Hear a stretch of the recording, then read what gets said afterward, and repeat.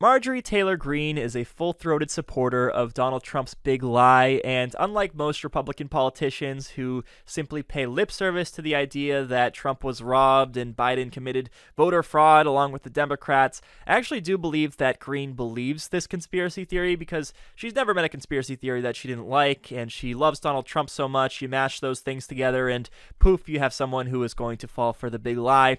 Well, the Georgia Congresswoman is now making the case that this midterm season, in order to fight the massive amounts of voter fraud that's supposedly being committed by the left, Republican voters have to go out and vote not just once, but maybe 2 or 3 times. Now, she could have been making a joke here, but even if so, she probably shouldn't be saying it, and we'll get to why exactly in a little bit. But first, here's the clip of her saying it. Have hope, fight, support people like Representative Greene. Get out and vote with you and your 20 closest friends and neighbors in November. And make it 40, vote 1, 2, 3 times, whatever. No. Whatever the law will allow you to do, which in Yes. Georgia is almost anything. So You never know. You never know. Thank you so much for being here, for the hope, for your fight, and for communicating with us. Absolutely. We appreciate I it very always much. will. Yes, Always thank will. you. Thank Thanks you. so much. Well, good for Mallory Staples, at least, for jumping in there and saying, hold on, we don't encourage any law breaking, do whatever the law will allow you to do.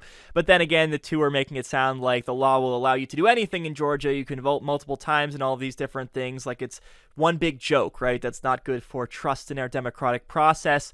Now, this reminds me of the 2020 election during the presidential campaign when Donald Trump went to North Carolina and he told people to submit an absentee ballot and then also to go to the polls in person and try to vote that way, which, yes, is very much a crime. That would be voting twice, and that's actual voter fraud, which you can't get away with. It was arguably a crime for Donald Trump to encourage this as well, but surprise, surprise, he didn't face any consequences for it. 600,000 people could vote by absentee in this state. I don't like that. Are you confident in that system? Well, they'll go out and they'll vote, and they're going to have to go and check their vote by going to the poll and voting that way, because if it tabulates, then they won't be able to do that. So let them send it in and let them go vote. And if their system's as good as they say it is, then obviously they won't be able to vote. If it isn't tabulated, they'll be able to vote. So that's the way it is. And that's what they should do. Now, the problem when people like Marjorie Taylor Greene and Donald Trump go out and make statements like this is that people actually take their word for it and act upon it. We've seen a number of examples from the 2020 election of people doing this. Here's just a few. Residents of Trump-loving retirement community arrested for allegedly voting twice in 2020 election. This took place at the Villages in Florida. And then we have a Republican official in Ohio facing charges for voting twice in the November election. There's plenty more examples. We've covered them on the show over the past couple of years, and it makes sense, right? Because these Republican voters want to take action in their own hands. They think that the Democrats are doing this left and right, so they might as well fight fire with fire and vote 2 or 3 times themselves, even though there's no basis for the claims that Donald Trump and his supporters have been making about the voter fraud issue. And I wouldn't be surprised if in the 2022 midterms we see even more examples, right? Because they've really ramped up the rhetoric about supposed voter fraud over the last couple of years. And so I'm sure we'll have dozens to talk about for you after the midterms are over with. And when confronted with how people are doing this on Republicans' behalf, I'm sure Marjorie Taylor Greene will just laugh it off or claim that it's not happening, or she'll just ignore it altogether. But it's incredibly irresponsible for Marjorie Taylor Greene to do this, and I'm sure she doesn't care at all.